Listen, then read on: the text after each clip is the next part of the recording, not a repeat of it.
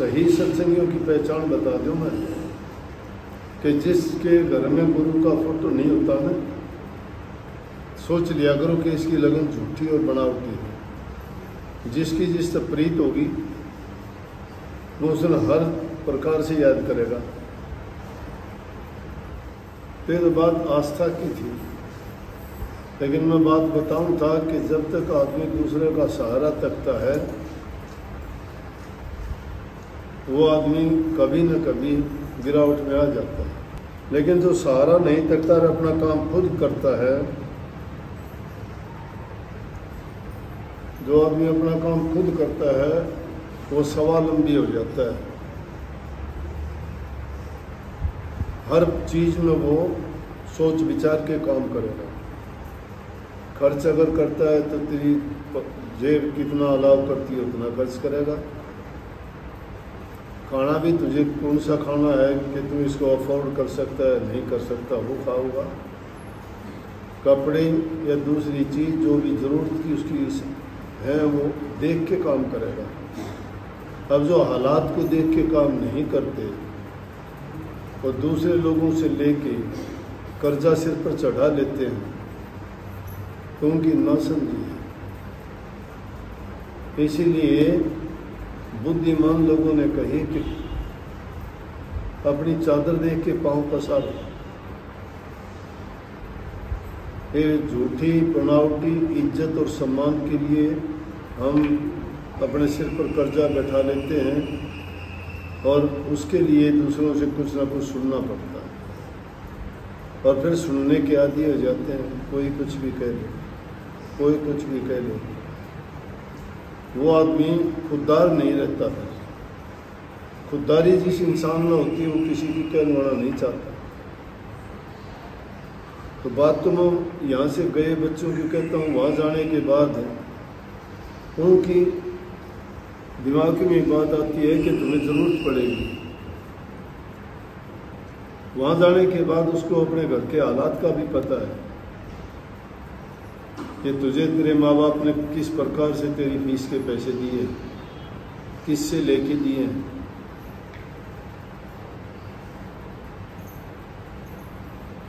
तो इसी तरह कई बच्चे सत्संगियों के बच्चे हैं, सत्संगी हैं, भावना है उनकी, और इस तरह वाले हालात और बात में देखता हूँ मैं तो कुर्बान जाऊँ उन बच्चों पे जो अपनी मेहनत करके विदेश में रह के भी ये भावना है कि हम सेवा दें। सेवा बड़ी छोटी नहीं होती, भावना छिपी होती है उसमें। तो कई बच्चे सेवा देने लगे। मैं बोला तो स्टूडेंट है, विद्यार्थी है, घर वालों से पैसे लेता है, मुझे पैसे देगा तो ना दे। बोला नहीं जी मैं कमाता हूँ। पढ़ाई करता है, कमाता है, कितने कमाते कुछ भी लेता हूँ। मैं पूछता हूँ उस बच्चे की हालात देख के कि ये विदेश में रहता है, अब ये देखा देखी ये भी देता होगा कि और देते हुए भी सेवा दूँ, और हो सकता है ये घर वालों से पैसे मंगा के खर्च करता होगा, फीस देता होगा, रहना भी है, खाना भी। बोले नहीं जी हम सब काम करते हैं, घर वालों से अब नहीं मंगाते, एक बार लेके आए थे। मैं बोले फिर ठीक है, फिर तुम्हारी मर्जी, जो सेवा दोगे अच्छी बात है, क्योंकि एक तो देने की आदत पड़ेगी, दूसरी नेक काम में तुम्हें लगाने से जो लाभ मिलेगा वो अलग बात, और तीसरी बात तुम्हें कुछ ना कुछ से करने में जो सुख प्राप्त होगा कि हाँ मैंने भी किसी नेक काम के लिए सेवा दी है, तो उसमें एक अलग प्रकार की आनंद की अनुभूति होती है। तो उन बच्चों की हालात देख के बड़ी खुशी हुई। लेकिन उन्होंने कैसे सीख लिया? बाहर जाके सीखा। उनके दिमाग में ये बात आई अगर कल को कोई घटना होती है, कोई बात होती है तो हमारा कोई सहारा नहीं है। लेकिन यहाँ जब सहारे होते हैं ना तो सहारा पकड़ के बैठ जाते हैं कि क्यों करूँ मैं ना तो काम। कई आदमियों ये बात चली वहाँ पे कहने लगे ये बच्चे यहाँ तो काम करते हैं जी, अपने देश में काम नहीं करते। मैं अपने देश में काम कहाँ है, कौन देता है काम? यहाँ तो जिसके पास जाते हैं काम देता है। काम अगर वो कहता है कि आ जाना तेरे लायक ये काम है तू करेगा। और जो आदमी काम करता है, चाहे झाड़ू निकालो, चाहे सफाई करो, चाहे वो रंग रोगन करो, चाहे वो कोई भी काम करता है, काम काम होता है। काम इसलिए करते हैं कि पैसा कमाता है, पैसा इसलिए होता है हमारी ज़रूरत पूरी करता है, ज़रूरतें हमारी पैसे से पूरी होती है और पैसा काम से कमाया जाता है, तो काम करना चाहिए। काम छोटा बड़ा नहीं है, बुरा काम ना करो, नेक काम करो। नेक काम जो करोगे उसमें कोई इला उजत नहीं, किसी को क्या दुख है उसमें। वो लूट खसूट, छीना झपटी, हेरा फेरी, कपट, इन चीज़ों का तो नहीं खाता। चाहे वो जैसा भी है, जितना भी किसी भी काम को करके पैसा कमाता है, पवित्र कमाई है वो। और जिनकी हेरा फेरी की, चोरी की, झूठ कपट की, बेईमानी की है, चाहे करोड़ों की संपत्ति हो, मंगता भिखारी है वो, उसके पास कुछ नहीं है, उसकी नीयत कभी अच्छी नहीं रह सकती। जिस समाज में आप लोग रहते हैं, उस समाज के लोग रात दिन मिट्टी से मिट्टी खेतों में काम करते हैं, मेहनत करते हैं, लेकिन उनके घर कोई भी आता, मंगता आता है, भिखारी आता है, साधु सन्यासी आता है, या कोई भी जरूरतमंद आता है, कभी खाली नहीं लौटाता। जो भी कोई आता है उसको अपने हाथ से देते हैं, कहते हैं कि ये भी जो है हमारे लिए कोई न कोई अच्छी बात है। वो ये तो नहीं जानते दान है या पुण्य है, लेकिन ये ज़रूर समझते हैं कि अच्छा काम है, किसी की मदद करना, किसी की सहायता करना, भूखे गरीब को अन्न जल का दान करना, ये सब दानों से उत्तम दान है। तो इंसान ये छोटी छोटी बातें अगर सीखना चाहे ना, तो फुर्सत के पलों में सोचे, किसी भी इंसान से किए कर्म को, उसके हालात को देख के उस पर जब विचार करता है, जब इंसान के दिमाग में वो सच्चाई उभर के आती है, और वो इंसान को फिर ऐसा संदेश दे के जाती है कि वो जीवन में कभी उन गलतियों को दोहराना नहीं चाहता। गलतियों से आदमी सीखता है, ठोकर लगने के बाद, गिरने के बाद इंसान उठता है, लेकिन उस ठोकर से शिक्षा भी ले लेनी चाहिए कि ठोकर लगने का कारण क्या था।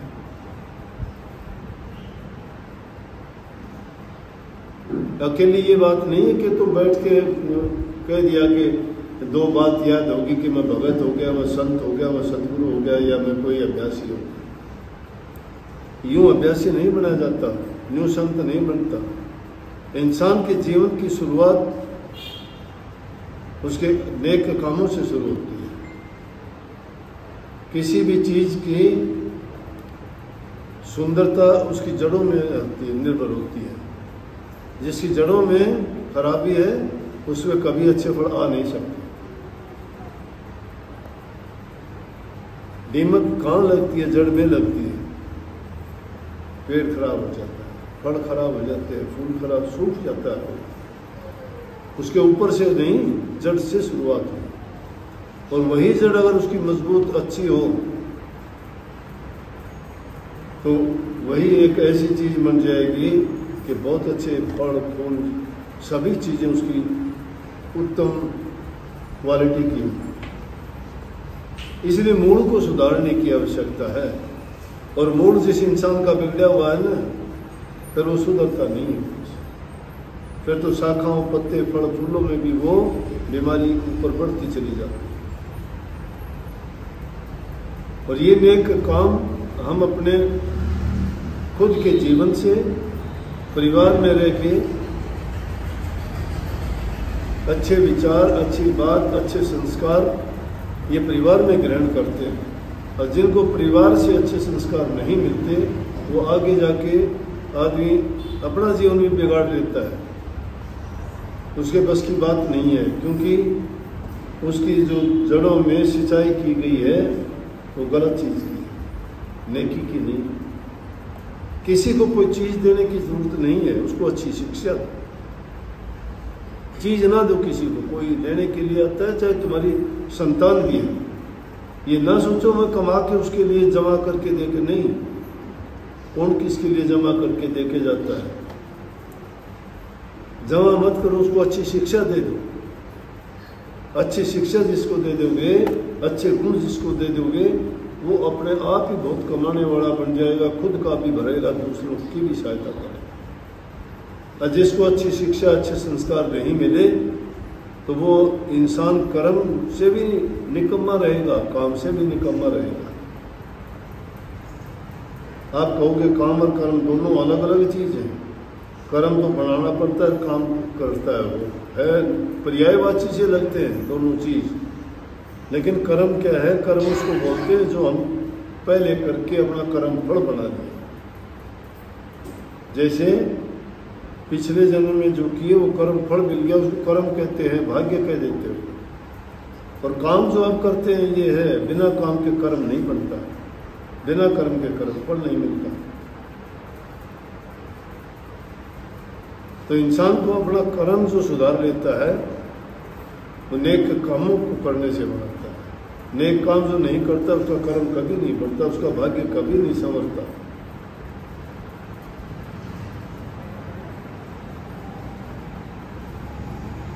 अगर किसी को कुछ सिखाना है तो उसको प्रकृति की गोद में छोड़ दो, प्रकृति सिखा देगी उसको। भीषण गर्मी है, इसमें छोड़ दो, गर्मी में पानी की तलाश करेगा कि प्यास पानी से बुझेगी, तलाश में ढूंढेगा, कुआं ढूंढेगा, कोई जोड़ तालाब देखेगा, नदी नहर देखेगा, पानी की तलाश में निकला है वो। और तुमने उसको बैठे बैठाए को अगर पानी पिला दिया तो क्यों तलाश करेगा पानी कहाँ मिलता है? और जो खुद पानी को ढूंढ के लेके आता है उसको पता है कितनी मेहनत से, कितनी मशक्कत के बाद उसने उसको तलाश किया है और वो कैसे उसको पानी मिला है जिससे उसकी प्यास बचे, जिससे जीवन बचे। और बैठे बैठाए को अगर सारी चीज़ दे दोगे उसको पता ही नहीं क्या करना है। ये है काम और मेहनत। तो वो आदमी को ज्ञान भी देता है, बुद्धि भी ठीक करता है, उसको मेहनत करने की आदत भी डालता है, स्वावलंबी बनाता है। तो नेकी करने की आदत डाला करो, अच्छे काम किया करो, विश्वास रखो जो इंसान तुम्हारा भला करता है, तुम्हें बुराइयों से बचाता है, वो परमात्मा का रूप है। आज तक परमात्मा नहीं देखा हुआ किसी ने, परमात्मा नहीं देखा हुआ किसी ने। एक गरीब आदमी था, दुनिया में हर प्रकार के लोग होते। एक साहूकार ने उसकी जमीन गिरवे रख ली। अब गिरवी रख ली, जमींदार के पास तो उसकी पैदा भई है तो कोई काम नहीं, क्या करे? जमीन उसकी गिरवी रख ली और उसको धमकी दे दी कि अगर इतने दिन में मेरे पैसे नहीं लौटाए ना, बहुत साल हो गए, तेरा मैं घर भी रख लूँगा। अब जमीन में बारिश हुई नहीं, सूखा वैसे पड़ गया 1-2 साल, मुश्किल होगी बेचारे को। रोजाना आके कहता है कि या तो मेरे पैसे चुका 10 दिन में, 20 दिन में। वो मोहलत मांगता है, कहाँ से लाएगा पैसे? एक दिन विचार कर लिया, लड़के को भी स्कूल से अध्यापक ने निकाल दिया, 3 महीने से फीस नहीं दी बच्चे ने। जाके बच्चा रो के अपने पिता से कहता है कि मेरी किताबें रख ली, अध्यापक ने कह दिया कि 3 महीने की फीस ले आना और फिर तेरा ये किताबें लेके जाना। बाप रोता है, बच्चा रोता है, बच्चा रोता है पढ़ाई कैसे करूँगा, बाप रोता है पैसे कहाँ से दूंगा, माँ रोती है कोई वजह चलता नहीं। हालात इंसान को मजबूर करते, कोई काम धंधा है नहीं, पढ़ा लिखा नहीं, कोई नौकरी रोजगार नहीं, बड़ी मुश्किल हुई। करे तो क्या करे?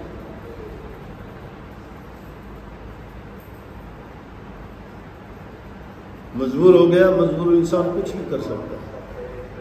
एक दिन रस्सा डाल लिया कि मैं इससे अच्छा तो बेहतर है फांसी खा के मर जाऊं। लेकिन जो ही उसने फांसी पे अपना गला उसमें फंसाया, लड़का बाहर से आ गया, आके कहने लगा, पिताजी अगर आप तो फांसी खा जाओगे हमारा क्या होगा? समझ में आ गया।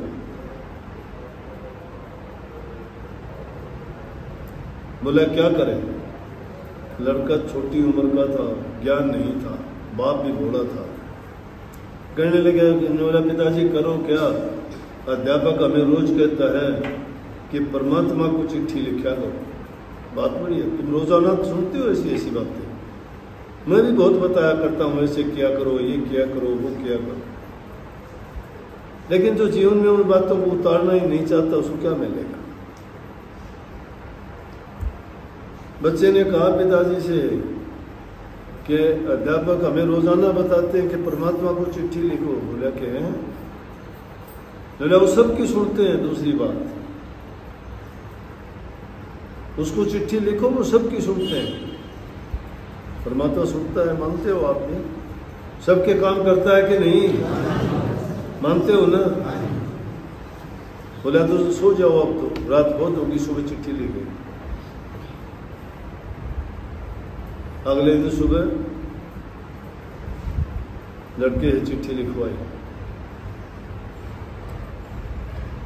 कि हम अपने हालात सारे लेके, प्रभु जी हम बहुत गरीब हैं, जमीन गिरवे रखी गई, पैदा होती नहीं है, काम कोई मिलता नहीं है, हमारा गुजारा कैसे चले, साहूकार तगाजा करता है, जमीन भी ले लेगा, घर भी ले लेगा, हम कहाँ गए,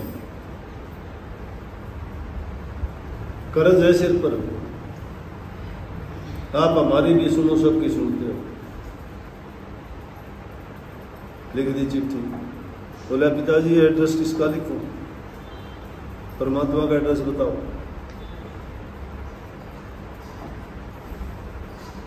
अब एड्रेस कैसे बताया? और तो बता दिया। बोला लिख दे कि केवल परमात्मा को ही मिले,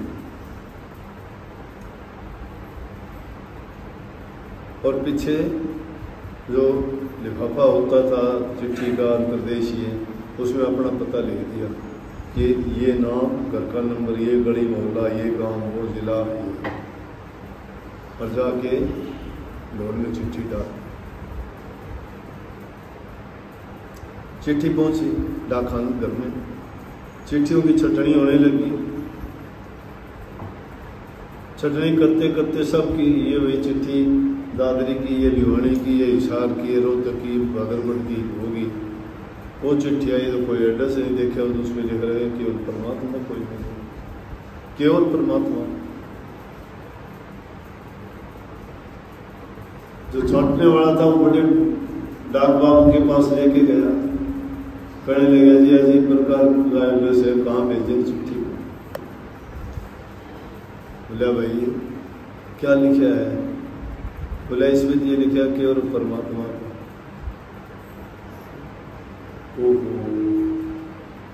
समझ गया वो भी। बोला भाई परमात्मा की बात यह है, वो गलत हो गया कि सब चिट्ठी डालते हैं, मिलते हैं, लिखते हैं, वो शायद मैं हेड बाबू हूँ यहाँ का, तुम्हारा सब का, उसने मुझे भी, उसने शायद मुझे ही परमात्मा समझ लिया। चिट्ठी को खोल, चिट्ठी को खोला, बोले सारा इतिहास पढ़ के देखा, जमीन गिरवी रखी है, घर भी छीन लेगा, गरीबी है, बच्चे को स्कूल से निकाल देते हैं, प्रभु हमारी सुनो, मदद करो हमारी भी, सबकी करते हो, सबकी सुनते हो, हमारी क्यों नहीं सुनती? बोला भाई ये तो बात और तरह होगी।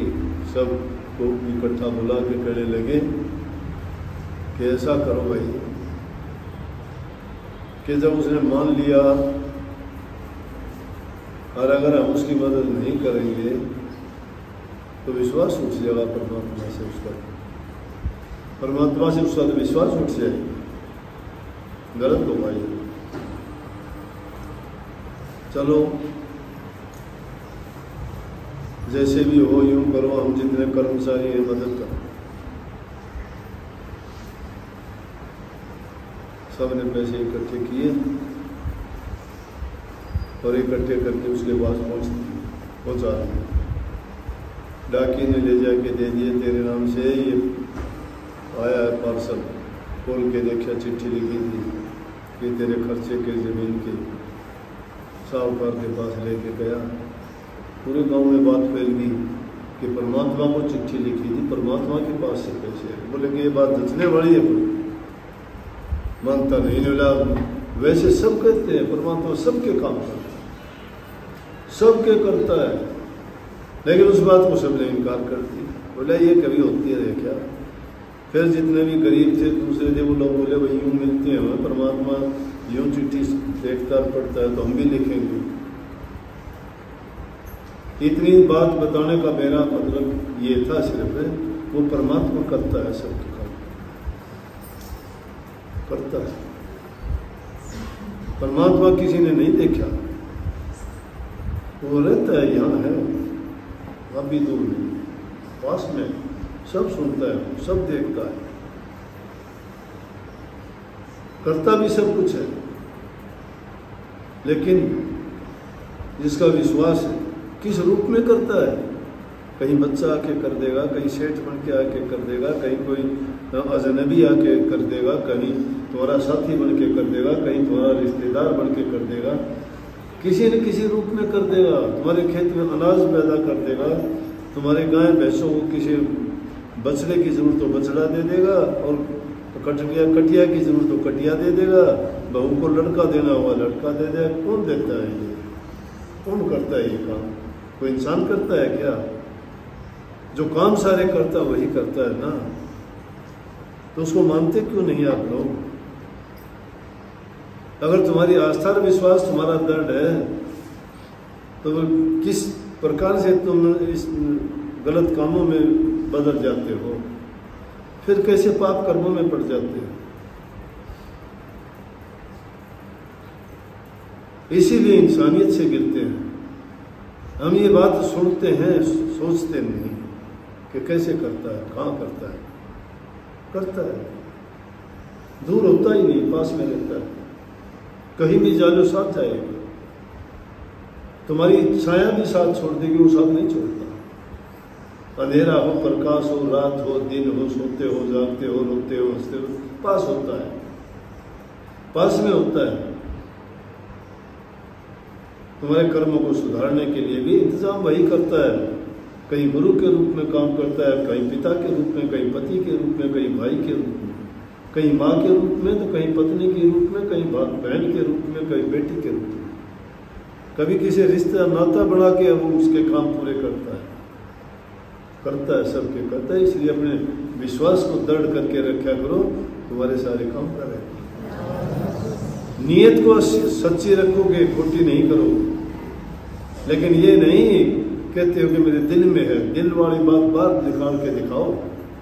दिल में रखते हो तो डरते हो तुम, डरते नहीं तो बात दिखा दो ना, संकोच है तुम्हें। गुरु के घर के हो तो क्यों डरते हो? लगाओ ना फोटो। गुरुमुख कहते हो, तुम्हारे घर में तो फोटो इतनी भी नहीं गुरु की छिपा के, और किसी के तो तुमने नाचने कूदने वालों के तो बड़े बड़े लगा रखे हैं, जिनका लेना देना नहीं। सत्संगियों के तो हम दिखा दो तो तुम जाके देखा करो सीधे कोड़ी, और वहाँ कितने बड़े बड़े फोटो, कमरे के कमरे पूरे फोटो से भरे हुए हैं। यहाँ भी हैं, अब नाम उनका लूंगा कौन ही नहीं तो कभी बहुत बिगड़ जा। जिन्होंने सब कुछ मान रखा है, जिनका घर बार इतबार विश्वास सब जब वही होगा, वो आदमी बाहर भीतर से बदल कैसे सकता है? मन में क्यों रखे? मन में रखता चोर है। दुनिया के सामने प्रकट कर देना, चोरी किस बात की है? डरते हो तो? डर किस बात का? कितनी लड़कियां आके कहते हैं डरती हो, कहते हैं मेरा घर वाला ये करता है वो करता है, आपका फोटो फोड़ दिया। मैं तो जिंदा हूँ। वो कागज है, कागज के फोड़ने से क्या होता है? लेकिन वो कागज नहीं, वो एक आस्था का प्रतीक है। वो अगर तुम दूसरों को दिखाते हो तो उसको पता है। फोटो को देखने से कह देते अच्छा, कितने लोग ऐसे मिलते हैं, इनका सत्संग में सुनता हूँ।